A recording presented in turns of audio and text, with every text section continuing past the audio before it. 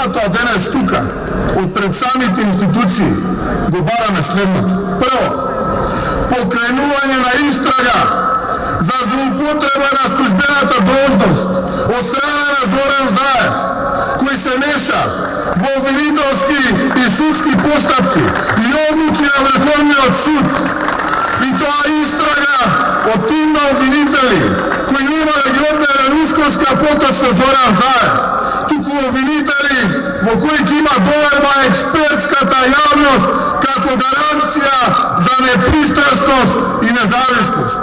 Мора да има обвинение по кое Зоран Заев ќе одговара за злоупотреба на службена должност и попречување на правдата и понижување на државата. Второ, согласно Уставот, Врховниот суд на Република Македонија е највисок суд во државата и го обезбедува единството во примената на законите од страна на судовите. Кога врвот во судството не ли чини, тоа надоле е труло. Кога во врвот слушаме дека се диктирале одлуки од премиерот, значи дека правдата целосно затајува.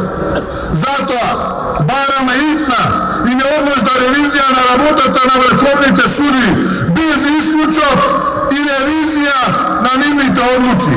Таму каде ќе бидат утврдени неправилности, потребна оставки и одговорност пред законите. Оставки!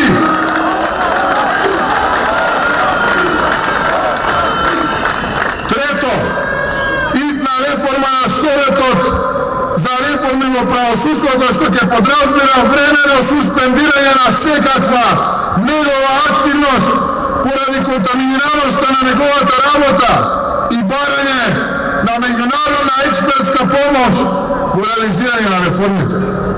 Очекуваме реакција и тоа брза, одлучна, резолутна реакција.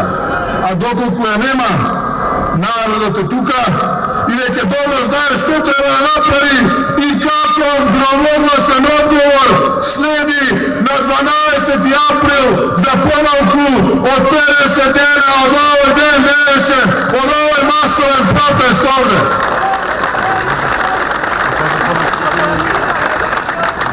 Затоа, во оваа држава под вас на правдоубиецот Заев, ниту една работа не е на прав пат, но по вакви злодела, по вакви неправди и брутални градежи, треба да знаат и тој, и таквите како него, и тој, и тие кои служуваат, како и сите други кои ќе согречат.